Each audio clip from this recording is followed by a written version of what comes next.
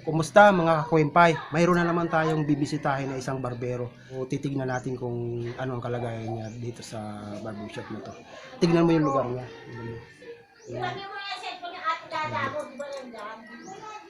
So, andito yung barbershop niya. Kumustahin natin, tara. Ako po.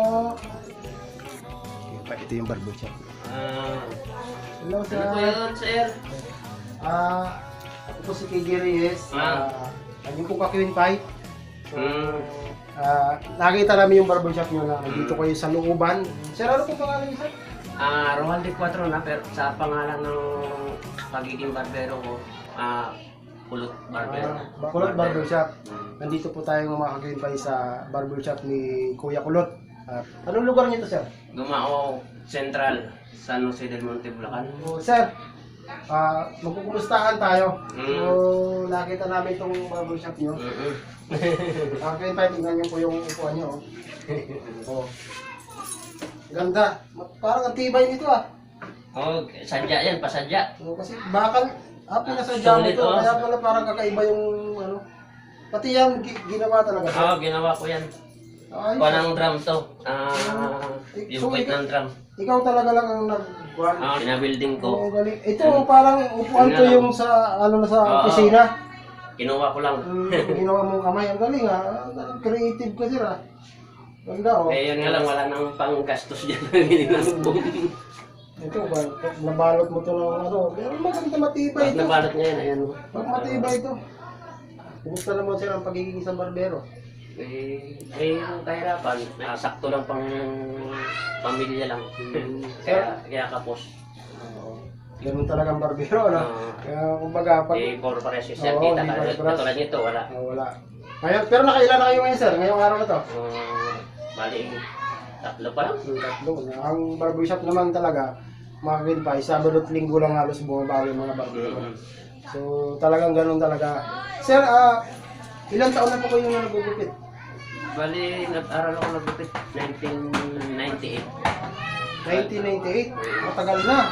Ilan nga yung mga napasokan yung barbershop o saan na kayo nakapagpasok ng barbershop? Diyan kay Ray Magic Barbershop sa labas. Nagupit ako, doon ako natuto. Siya yung mentor ko. Tapos 2000, nagkuhan ako. Nasa Caloocan ako.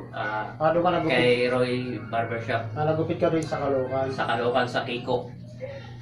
Tapos, pag-alis ko doon, nagtayo ako ng barbershop. Ito nga yun. Pero ito sir, sarili nyo na itong barbershop na ito? Ito, bali sarili ko lang din. Bahay mo? Bahay. Ginawa ko barbershop. Yung bahay po ni sir, hinati niya yung bahay niya, yung kalahati, kwarto. Ito yung kwarto nila mga kakwempay. Ito. So, ang kalahati, ginawa niyang barbershop. Ito yung ginawa. Parang ano to sa yung parang sala, yung hinati nila. Inalis ko na yung sala.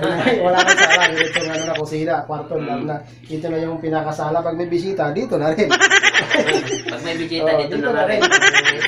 Ang galing mga kakwempay, di ba? Kasi ang Pilipino talaga, iba mag-isip talaga mga Pilipino, kahit maliit, nagagawa ng paraan. Ito mo ginawa niyong barbershop. Sir, kayo sir, nasaan po yung asawa niyo? Walay na. Wala. Bali, sa aking 5 anak ko, binubuhay ko. 5 anak ko na binubuhay ko, 2 college, 2 high school, 1 elementary. Sir, di naman sa pag-ano sir, ano lang natin para malaman din natin mga kakwempay na ano pong nangyari? Nasaan na po yung asawa niyo? Bali, nagsarili ng buhay. Nangamilang bahay. Wala naman din na siyang karelasyon ngayon, pero meron. Wala na siya. Naghiwalay na sila. Dati may nakasama, tapos ngayon hiwalay na naman ulit. So, parang hindi talaga siya... Hindi siya maswerte. Hindi, ano lang kasi yan sir eh. Sa pag-aasawa naman, di ba, ano yan eh. Kailangan pag ang babae dapat talaga nagdadala sa pamilya. Pag ang babae marupok, madaling sumuko, walay talagang, hindi talaga mabubuo. Pero pag ang asawa matyaga, kahit anong hirap, kahit anong gutom, nandiyan siya dahil iniisip niya ang anak niya, pamilya niya, hindi talaga Sir, dito po sa inyo, magkano minimum ng mga gupit dito? kasi dito sa Bumao, 60 ang minimum nila. Pero di ako pwedeng lumaban ng pan sa labas kasi luban niya ako. Ginagawa ko 40. Sandaan. Akala mo Ginagawa sa Akala mo ginawa mo sandaan kasi nasa looban ka. Hindi ako manapin eh. Eh, siyempre, di ako pwedeng sumabay, pumata sa kanila dahil Hindi, dapat sir, ano, no? Ang gawin nyo sana, mag-ano na rin kayo ng presyo ng bubili. Dapat nga 70 na talaga sir, 70 na dapat. Kung kakayanin, di ba sir? Kasi talent niya sir eh. Nag-aral ka na napakatagal, nagbihasa ka, nag-ano ka, ang tawag dito, nagdalubhasa ka sa pagiging barbero. So, tatawaran mo lang ang talent mo ng ganun lang sa halagang 40. Di ba sir? Huwag mo isipan, yung 40 sir, panahon pa ng 90s yan eh. Yung 40 na yan. Huwag kang maano na ano kasi, yung mga yan, kaya naman nila magbayad yan. Siyempre, dahil yun ang presyo mo, yun ang ibabayad sa'yo. Pero pag nagtaas ka, o kaya sumabay ka, kahit sabihin mo 60 sila, hindi ka naman sumabay sa kanila. Huwag mo, nagbibigay naman customer 60, 550. yun na nga, kasi naiintindihan nila. Marami naman nakakaintindi. Ikaw, papapugiin mo siya. May kasama pang kwento, yabang minagugilan mo. Gwapo na siya paglabas. Tapos 40 lang yung babayad. So pagod na pagod ka, hindi naman biro yung paggugupit eh. Talent kasi yun, para ka lang drawing eh. Diba? O hindi naman ano sabihin sir na ano, dapat talaga sa panahon ngayon mag-upgrade ka na rin. Magtaas ka na rin. Kahit sumabay ka na lang sa kanila, kahit mag-60 ka na lang din. Kung 60 si kanila, hindi ka naman kahit sabi, porkit nasa looban ka, eh bakit nagbabayad ka rin naman ng kuryente? Nagbabayad ka rin naman ng pares lang naman eh. Magkano bang bilihin doon? Pares lang naman ang bilihin doon eh. Magbili ka ng asukal doon, pares lang naman asukal dito, ganoon din, di ba? Kung wag mo isipin yung ano, dapat sumabay ka na lang. At saka ano rin yun sir eh, hindi naman sa tayo mga barbero, dapat tayo maghatakang pataas. Hindi yung hatakin mo rin sila pababa. Kasi ikaw, sila 60, ikaw 40. So parang naano mo sila, nahatak mo sila sa baba. Dapat sumabay ka sa kanila para, parehas lang naman eh. Pumunta kayo doon, magtatricycle pa kayo palabasan, ganda lang dito. Dito na malapit na, maglalakad na lang, di ba? Kailangan mo rin sila sumabay din sa kanila. Para naman hindi kanila sasabihin, ay si ano doon, walang pakikisama.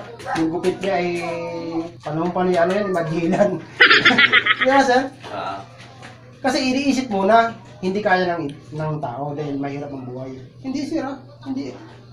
Matagal na yan sir, hindi pa tayo pinapanganak. Sinasabi lang ng matatanda yan. Ngayon, ang hirap ng buhay. Di ba? Kinagisnan ko na, ganun na yung naririnig ko. Pero ang nabubuhay naman, di ba?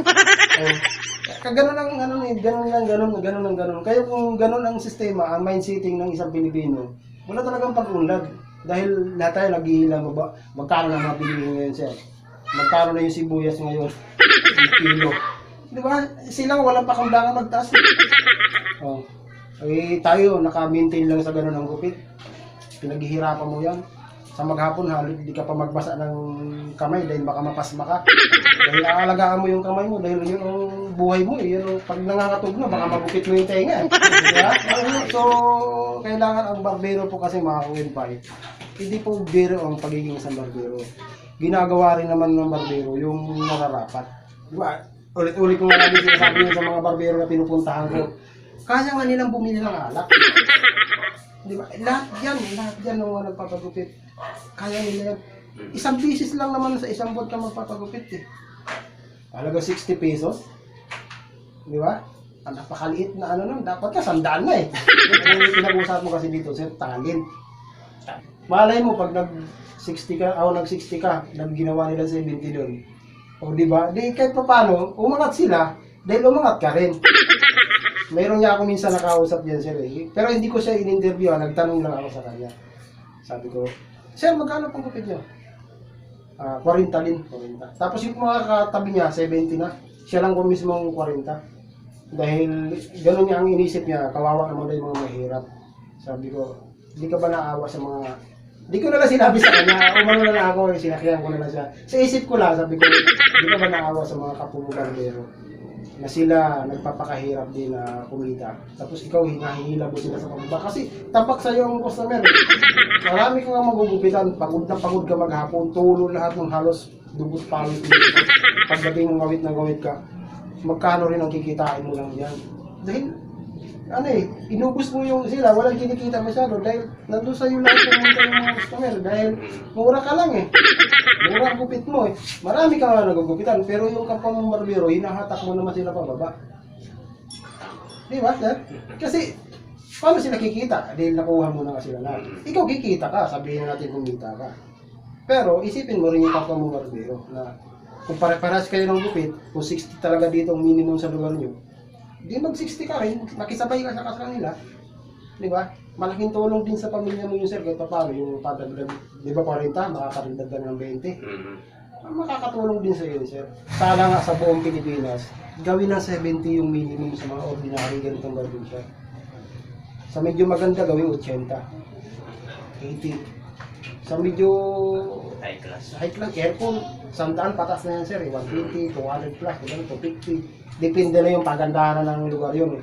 Ibang ano na yun, ibang level na. Pero, ang pinag-uusapan po kasi natin mga kliyente, yung mga ganitong barbershop, para naman kumita din naman yung maliliit na barbershop. Diba? Kasi, isipin mo lang, sinabi mo nga sir, ilang taong ka na lang nagugupit? 25 years na nagugupit. 25 years po na ginagawa yung 40 ng 40. Diba? Matagal mo nang ginagawa yan. So, isipin mo naman din yung sarili mo. Huwag sila lagi. Kasi kaya naman nila mag-adjust eh. Kahit ganito yung sabihin mo sir yung lugar mo, balang araw, hindi mo masabi, baka nasa labas ka ng may pwesto ka na.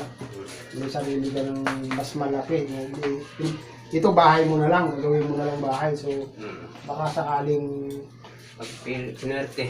Kaya sir, isipin mo rin yung sarili mo. Tingnan mo sir, pag ginawa mo yan sir, saluduhan ko pa sa ng mga yan. Baka sabihin, ay si barbershop ni Kulot doon, 60 na rin. Di, okay, di happy na yung kapwa natin barbero. Para-paras na kayo ng para-paras na yung singil ng gupit. Pag mo isipin sir na nandito ka sa looban, dito ka sa looban, nagtataga ka rito eh. Ikaw, nagbabayad ka rin ng ilaw. Diba? Para-paras na magbabayad ng upa eh. Ganun din naman sila, para-paras yun. So ibig sabihin sir, dahil kilala ka na rito, hindi ka na iiwanan ng mga customer mo. Pagalingan na lang na sa serbisyo. Sana magpa-print na kayo ng ano nyo. Palagay ka din na gawin nyo ng 60 yung gupit nyo. Tapos ipasa nyo sa akin, ipasa nyo sa Queen Pie. Kahit picture lang. May ginawa kaming group ng Team Queen Pie. Pwede po kayo mag-join po kayo doon sa group ng Team Queen Pie para pwede po kayo doon na mag-post ng picture ng gupit nyo, may style ng gupit nyo o kaya ng barbershop nyo. Pwede nyo na po doon kasi minsan tayo mag-ano tayo doon, tutulong-tulong tayo doon kung ano, baka sakali kayo mapuntahan namin, di ba, mabisita namin kayo. So sir, ang dami po kasi sa amin nagchat-chat, halos napupuno yung inuulan ng tulong yung aming page. Sabi ko nga, nung umpisa po talaga itong 10.5 na to, gusto lang namin sana mangumusta sa mga barbero. So sabi ko naman, pag nangumusta tayo, dapat kahit pa paano mayroon man lang tayong pangpalubag loob sa barbero na kahit na hindi naman ganun kalaki yung maiiyara natin, at least magagamit nila. Kasi isipin nyo, pag nagbigay kami ng, di ba, di kami nawawala ng magbigay ng pulbo. Nagbibigay kami ng pulbo, ilang buwan mo na rin gagamitin yun. So, dagdag mo na yun sa ano, imbis na bibili ka ba, di ba? O, nagbibigay kami ng supply, nagbibigay kami ng ano, kahit pa paano, yung maliliit na bagay na yan, magagamit mo yun sa araw-araw. Para bang, ito mga sample, kagawin pa eh. Kumbaga, ikaw mangingisda, binigyan kita ng lambat. Maglambat ka na lang, nandyan lang yung isda. Diba? Ganon din ang gapa. Kumbaga sa ano, kami naman na inyo pong kagawin pa, nagbibigay lang kami ng lambat. Bahala ka na manglambat. Kaya sir, pag damutan nyo na to sir, aming may bibigay. Ito, meron tayo nyo sir. Diba? Kahit pa paano, yung tissue na binibigay namin, magagamit ni sir yan. Siguro isang buwan na rin yan kasi isa lang naman siya. At least, meron siyang malaking tulong na rin, hindi na rin siya bibili doon sa labas. At saka sir, ito, meron dito kung dala-dala dito, dagdag mo dito sa pagmalabas, pambata. At saka ito, yung sinasabi ko, napakahalaga sa mga barbero ng ganito. Sabi ko mga Queen Pie, hindi ganun kalaki ang binibigay namin. At least, magagamit ko ni sir na pang araw-araw. Sabi ko parang lambat. Sir, at saka ito, pamagpag. Pagkagay niya sa ano. ito, supply. Ito, gamit na gamit ko ng mga barbero. Kaya, hindi talaga namin ito inalis pang bigay sa mga barbero. Sir, Thank you, thank you. at saka, ito, may ano, at saka ito yung ano namin na bigay ng labaha. Para may receive kasi sir.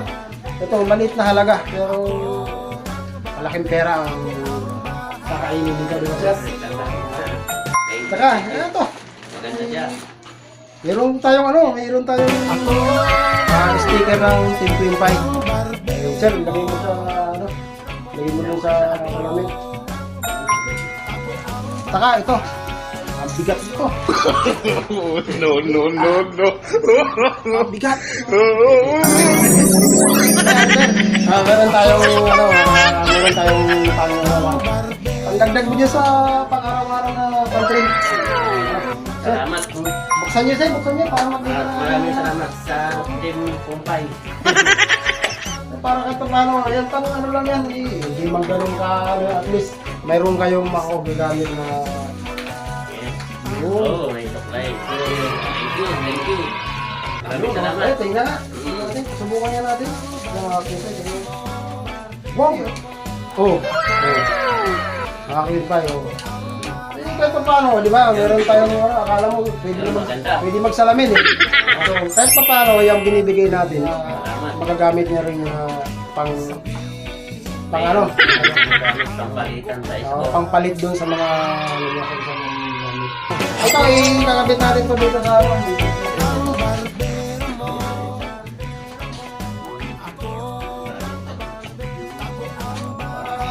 alam ng, ano na, dumayo na kami rito, dumalaw na kami sa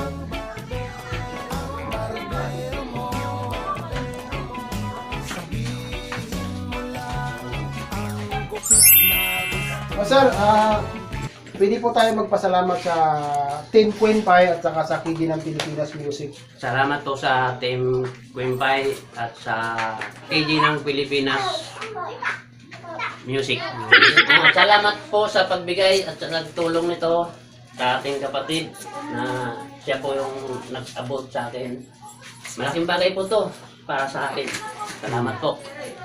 At sa mga subscriber niya, patuloy po kayong suportahan siya at para makatulong pa sa ibang mga barberong nangangailangan. Salamat po. Yun. Huwag niyo pong iayaan na tapatasin pa natin yung kanyang followers. Salamat. So mga Queen Pie, sabi nga ni Sir, nagpapasalamat si Sir sa aming binigay.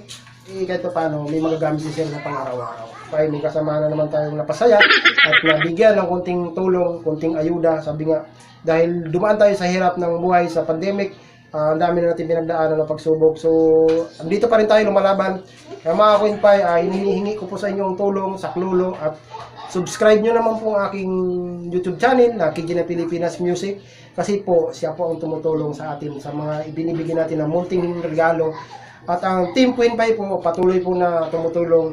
Kasama po, magka-partner po yung Team Queen Pie at saka ng Kigi ng Pilipinas Music sa pagbigay at pagkumusta. Kinukumusta natin yung mga kasama natin barbero. Pinupuntahan namin kung saan kami nakakapunta, nakakarating. Hinahanap namin yung mga kapos din ang kinikita dahil nga napakaliit ng presyo ng gupit. Sabi ko nga kay Sir na magtaas na rin siya ng gupit. Sumabay na lang siya rito sa presyohan ng gupit dahil 60 daw, 40 daw ang gupit ni Sir. Sinasabi ko nga kay Sir na sana mga Queen Pie, saksi po kayo. Kung nakapagpa-print siya, mag-picture siya tapos ipasa niya sa atin at ipopost natin sa Facebook page natin na Sir, ipapangako niyo po ba yan, Sir? Sigurado ka, babalikan kami kanito. Babalik kami rito pag titignan ko yung kung talagang nagtaas na sa Sir ng gupit. Dahil kami po, ang pinupuntahan namin mga barbershop, minomonitor pa rin po namin sila. Tinitignan pa rin namin kung nag-improve na ba yung kanilang barbershop or nagtaas na rin sila ng gupit. So, Sir, ano po bang masasabi niyo sa mga barbero, mga Queen Pie natin? Pwede po kayo Sa mga kapwa ko barbero, kaunting tiyaga. Ang dapat lang natin gawin sa pag-aalaga sa customer, kailangan natin silang ayusan ng gupit. Alagaan ng ano. Ibigay yung tiwala ng customer sa'yo. Ako din, para sa akin, payo ko din sa mga barbero, kung ikaw man ay nagsisimula pa lang na nalugupit, paghusayan mo, pag-aralan mo, pwede ka naman manood. May mga tutorial dyan sa YouTube na pwede niyong paggayahan kung ikaw nagsisimula pa lang na mag-aral maggupit. Kung ikaw naman matagal ka ng barbero pero wala ka pa rin improve sa paggugupit, yung pa rin ang ginagawa mo, subukan mong gumawa ng iba, ng kakaiba. Gawin mo, manood ka, tumingin ka sa ibang barbero, pag-aralan mo yung ginagawa niya, para naman may ma-improve din sa sarili mo. Kasi kung ganun at ganun lang ang ginagawa mo sa pagiging barbero, alam mo naman parang walang nangyayari, ganun pa rin. Kung ipapatuloy mo hanggang sa pagtanda mo, walang mangyayari, ganun ka pa rin. So dapat mag-improve ka. Sir, pwede po kayong sir, manawagan sa mga kasama natin, yung mga OFW, baka naman mapansin yung video natin na mabigyan kayo ng konting mapaayos natin yung shop mo, o mabigyan kayo ng gamit. O baka may magandang puso dyan na magbigay. Sir, pwede po kayong manawagan. Nananawagan po ako sa mga may pusong mapagbigay at sa mga OFW o kaya man kahit saan panig ng mundo. Gusto ko lang mapaayos yung kisame ko. Salamat po. Ito, kisame lang daw. Ito yung kahilingan ni sir eh. Kahit kisame lang. Pambili rin ng balot ng upuan. Ito, tapos mapinturahan ko ng bago kahit at least, di ba? Mga Queen Pie, siling po ni sir na mapagawa itong kisame niya. Tapos mapinturahan to, maayos to, mabalutan din yung upuan niya. Then, baklas na rin yung upuan niya. Kung inyo pong Queen Pie lumalapit po sa inyo, o kung mayroon pa kayong mga sobra dyan, o mayroon ko yung nakakaluwag naman kayo, pwede po kayo mag-Gcash. Ilalagay ko po din sa baba yung Gcash number. Kung ano po yung binigay nyo, kung ano pong ibibigay nyo po, buo po namin ibibigay kay sir. O sa mga darating pang tutulungan nating barbero. Hindi po natin yan sasarilihin. Ipinapangako natin yan, isinusumpa natin yan. Ang hangad po natin makatulong, hindi po makalamang. So sana mapagawa natin tong kisame niya. Matupad natin yung wish niya ngayong Pasko. Diba sir? Salamat po. So mga Queen Pie, maraming salamat po. Ako po ang inyong ka-Queen Pie, si KJ Reyes po. Maraming salamat po sa inyo. Ako ang